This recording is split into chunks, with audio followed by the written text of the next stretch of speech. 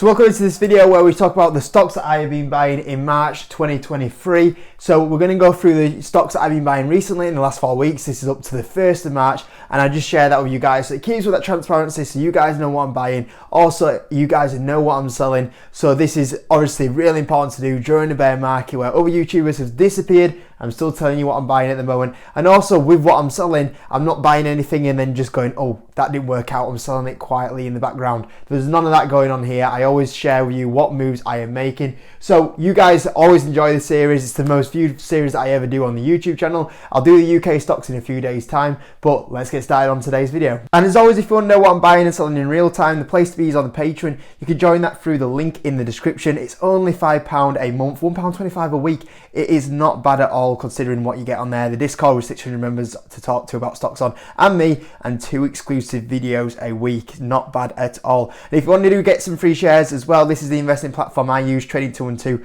You join through the link in the description, you can get a free share worth up to £100. But we'll get started on these stocks here. So first of all, one that I sold, I didn't sell it completely, I just trimmed it. I've talked about this already on the YouTube channel, so no shock here. I did take a little bit of profit off Hims and Hers. I believe it was twice that I took some profit off Hims and Hers. One of them being on the day on earnings or the day after earnings. I can't remember exactly which one it was.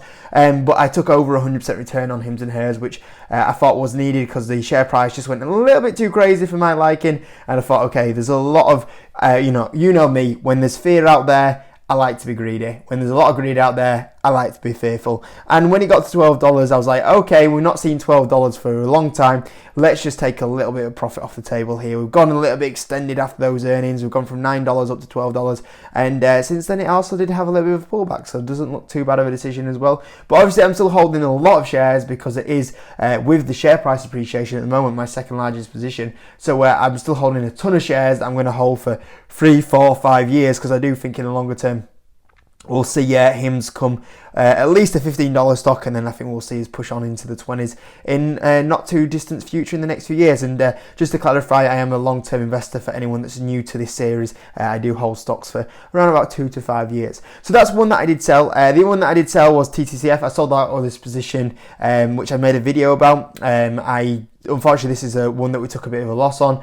The reason why I sold out of this one is the story had broken, the fundamentals had broken, and it was a bit frustrating because I actually saw that this stock was not delivering quite a few months ago, and I sold like 30% of my position off at that time, and I should have sold it all off. So that was me just being very slow to react to declining fundamentals, and I should have been a little bit quicker. So that one has exited the portfolio as well. So that's what's being sold out of the portfolio. What's being brought into the portfolio is, first of all, this one, Alibaba. So I did buy some more Alibaba. I didn't really plan to get more exposure into China, but it just got to the point of view where I went, I'm going to have to buy some. So what pushed me over the line with Alibaba is that they have been on a decline. The year started off really hot. Went all the way up to 120, and then we've given it all back. And in that time frame as well, there was earnings that came out. Alibaba came out with their earnings, and the earnings were actually pretty good. And I thought, well, if these earnings are pretty good, and there's a lot of the pressures that they've had for the last few months starting to come off them, this is in a really good place for the valuation it's at. You can see here that the at the moment, Seeking Alpha put it down at 11 forward times earnings. They are currently did 2% year-over-year revenue growth, but the big thing is this was done in a time where China was in a massive lockdown. Obviously, this was done in through the months of November, December, and October. What a weird order to put the months in there, but that's what we went with. It was obviously still in lockdown, and then it started opening up through the likes of December into January. So the Chinese economy has just started reopening back up again. And you think about, they did 2% growth in a closed economy. The reason they're going to start pushing up to 7, 8, 9, 10% revenue growth in the coming few quarters. So you factor in a high single digit, maybe double digit grower. It's trading at 11 times earnings. They've been doing a lot of cost cuts, and they've saved a lot of money. You can see this is why the EPS has been driven up massively, and now it's trading at a really low rate at like 11 times forward earnings. I think there's a lot of things to get excited about here. The China reopening, the valuation it's at, the profit they're driving. Hopefully that cloud revenue starts driving back a lot of growth for Alibaba. It looks, for the valuation it's at, for the profit it's going to be throwing off, for the revenue growth it's going to be generating, I think this is an attractive value right now. So I did nibble a few shares in Alibaba, and there was a few other Chinese stocks I actually nearly bought this month as well. I was very tempted to dip my toe back into Huya. I had a quick look at JD.com as well. So they actually report earnings this week, so I was quite close with a few of the ones that have been having a bit of a tough time at the moment. But I did nibble some Alibaba because I thought the earnings were really good. The shares were up like 5%, and then on the day it closed negative, and you can see down here it just actually carried on going lower and lower. So I did buy some Alibaba after their earnings. Also, the good thing is they are having an aggressive share buyback at the moment. You look at the amount of shares that they're buying back, that's coming down massively as well. So that should continue to keep coming down, which is really positive that they're giving a lot of the profit they're starting to throw back to the shareholders. Because you can see here, there used to be a massive profit generator, as you can see, and then it has recently declined, but then they're going to go back to really good amounts of profitability, which is really good. So yeah, I'm happy with this one. Really good balance sheet. That's why they're able to throw all the cash off. So for the share buyback. So yeah, pick some Alibaba up. The next one was Google. So you guys know I'm trying to buy Google into my potential. I'm trying to get it into my top 3 positions. I would not mind getting it to my largest position. To do that though, it needs to stay down here for a very long time, which I don't think it will do. So we'll see what happens, but I am trying to do that with Google at the moment. I think this is an excellent opportunity in the market. Obviously, they've had a bit of a tough time at the moment. The share price is having one of the biggest dips that we've ever seen Google stock have. I mean, if you just zoom out here, it's very hard. Even in the 08 crash, it was only, it's 55% down, but it looks like nothing on there nowadays. So, I mean, that was the Great Recession. So now you can see here that it is having a dip, and it's the first dip that it's had, a major dip that it's had for a very, very long time. Now, obviously, that doesn't mean it's obviously a buy just because it's having a dip, but I think when you do look at the valuation, it is extremely cheap. So I did pick some more Google up. Obviously, I think 20 times earnings for this company is good. This year, I actually started off okay, and then as you can see here, around the 7th of February, it started to pull back a lot more. And a lot of this is to do with ChatGPT at the moment. That's taking a lot of the headlines at the moment, thinking that Google is going to lose market share to the likes of Bing, for example. And I just think this is massively overblown at the moment. And I think even if you look at the latest data for February, Google actually still gained share on them. So there's definitely no short-term impacts going on at the moment when you think this would be when the big hype stage is. But a lot of people have wrote Google off. People think that Google have just stood or sat on their hands for the last few months, or are not going to react to potentially a new threat. 100% they're going to react. And in fact, if they do have one of their AI products that they're launching at the moment, which is bad, people think this is going to be a flop. Like, it's not going to be a flop. You've got Google, you've got some of the best developers in the world working for this company. And I would back Google to deal with the situation. And I think the massive being blown out proportion at the moment with this whole AI situation. And the thing with Google is that, you're picking up here one of the best companies in the world, if not the best company in the world. Look at the profit they're generating at the moment. 60 billion in profit. That's insane. 60 billion. They're making as much profit as most companies' market cap in 1 year. It's just absolutely insane. And you can see here the profit is going to go back to ramping up after a bit of a decline. Same with the revenue. And the also thing that people are forgetting is this company's gone through tough comps. This company has really gone through tough comps. You can see here the company has always steadily increased the revenue in really good ways, as you can see here. But the CV situation happened, and look at this. It went from 161 billion in revenue, and we went all the way up to 278 billion in revenue. So there's been a massive surge. They're having a bit of a cooling down in the comps at the moment, which is absolutely fine. And we should go back to good amounts of profit growth and revenue growth going forward. And you've got all this profit coming off that they can throw it into new bets, grow the cloud or other bets that they have. You've got all this profit they can buy back shares. They can invest it into developing new programs or things that want to deal with competition. Because they throw that much profit off, they've got probably the best balance sheet in the world. They do sit on 5% debt to equity, as you can see here, but they currently sit on 113 billion, 113 billion on the balance sheet. That's just absolutely insane. So, you're getting a really good company here. Valuation, I think it's cheap. You're getting it at 20 times earnings.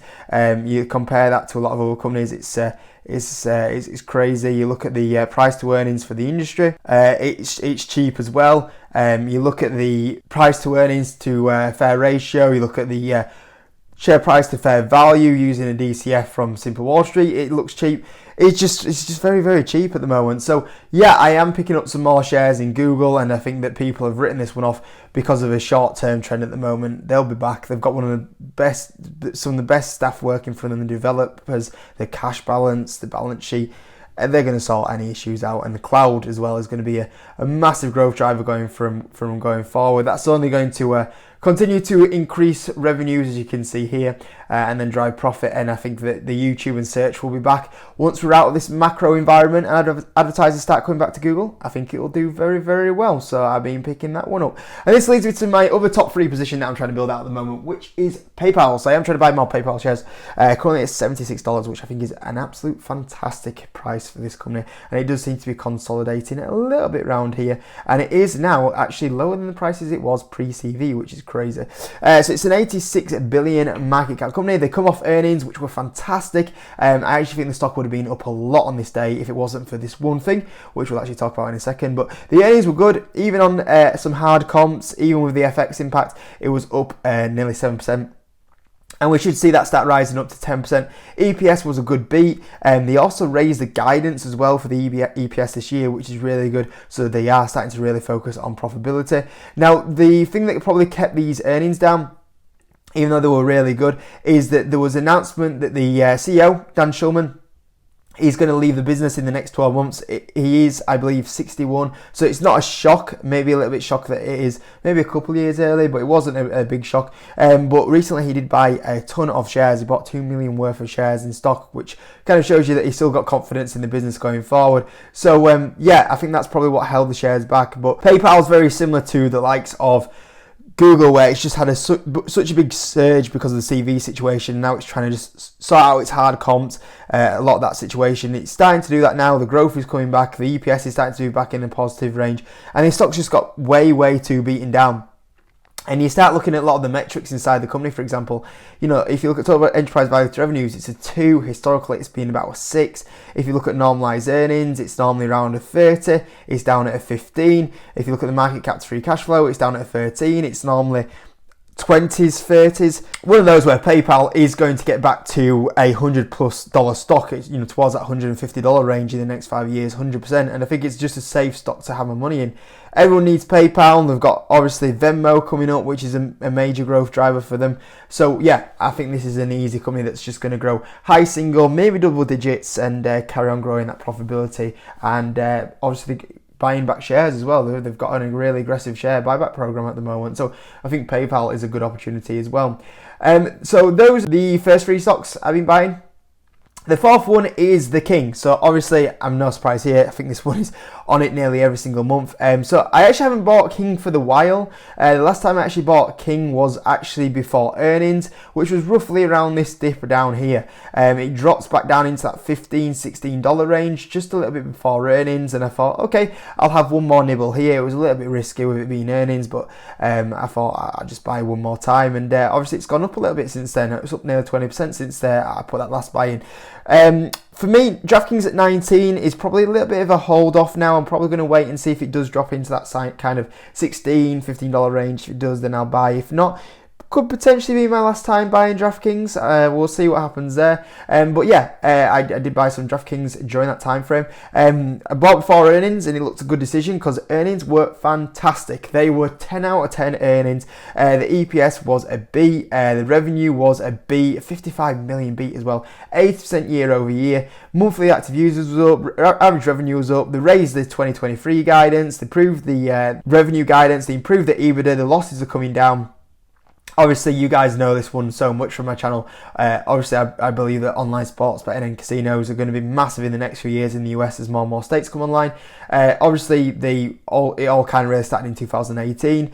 It takes them, every time a state comes online, it takes about 2 years to get profitable. Now that they have a lot of states that have been online for 2-3 years, a lot of them states are now profitable. That profit is now driving up it's bringing the losses down and moving them into profitability. And while they're doing that, the states that have still been online for many years are still growing at 50% year over year. I don't know how you can say the DraftKings is going to be a poor performing stock in the next 10 years. I think it's absolutely fantastic, as most of you guys know. I've talked about it many times on the channel, many videos on it. So I'll keep that one nice and short and brief because I've talked about it so much. And the next one, and I believe the last one, which is Mercado Libre. So I did buy some Mercado Libre. This was once again a little bit before earnings, and obviously since then it's gone on to have a little bit of a run here. I ideally want to buy Mercado Libre below $900 really, and I would like to buy a little bit more. The only issue I have is I look at the run that it's been on, and you can see here year to date it's up 48%. I'm still like, it's still pretty cheap, like 128 times earnings. It does look a little bit expensive, but when you look at the growth and the profitability they're driving, it's not actually that bad at all. So Mercado Libre has two platforms. It has its e-commerce platform, which is like the Amazon of Latin America. This has basically knocked out Amazon. Amazon are not in Latin America because of Mercado Libre. They control most of the Latin America, which is fantastic. However, as you know, e-commerce, not great gross margins. What has been driving a lot of the growth and the gross margins is Mercado Pago. So this is a payment platform. So they are like the PayPal in Latin America. So you basically here getting the Amazon of Latin America and the PayPal of Latin America. And they just brought out earnings which were fantastic. I mean, if you look at the EPS, it was beat massively, 0.93 beat, and revenue was basically in line. Now, if you look here, gross merchandise volume was still good. That was obviously still a lot better than the likes of Amazon, for example, and Amazon's going through the tough comps at the moment, so that was good. But the big thing is the total payment volume. Like the payment part of the platform is growing rapid, and it actually could this year take over the e-commerce part of the platform. And people are using the payment platform to pay for things on Latin America. That's on the e-commerce site. That's why they invented it, so people can buy things online. But they're actually now going to use it on other websites, which is what's driving a lot of growth at the moment. And the big thing with the payment platform, you guys probably know, if you look at the profit that Amazon makes off e-commerce, it's really slim. It's very low margins. The profit that PayPal can make off a payment platform, or Visa, for example, is very high. So the reason why the profit is getting driven up so much in Mercado Libre is because this payment platform is getting bigger and bigger. It's growing fast, and also you have really good profit margins. And that's why, if you look at the moment, you drop from what we talked about a while ago, which was 128 times earnings, to on a forward basis of 72. And then you're like, okay, then it's not actually too bad when you look, you're getting a company here growing at 40% year over year, with this growth being going up a lot. And you look at the valuation, I mean, it's only 4 times total enterprise value to revenue, total enterprise value to EBITDA of 35, and normalized earnings of 72.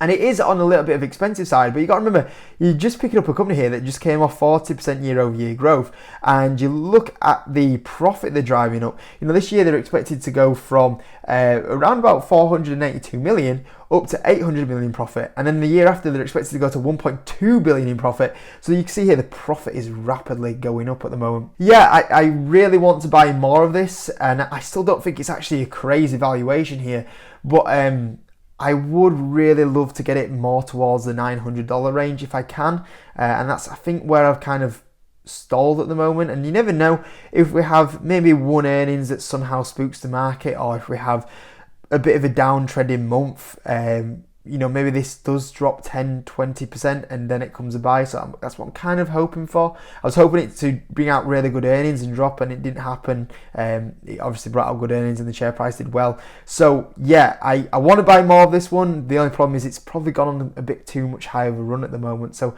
yeah, that's where I'm at. It's a bit of a tricky one, this one, because I am really desperate to buy some more shares in this one. So yeah, we'll see what happens there anyway. So those are the stocks that I've been selling anyway, guys. Those are the stocks I've been buying. Hope you enjoyed the video as always. I know a lot of you guys look forward to this one. I'll do my UK one in a few days time, but as always, hope you enjoyed the video. If you could, hit the like button. If you're new around here, subscribe, and I'll catch you in a bit.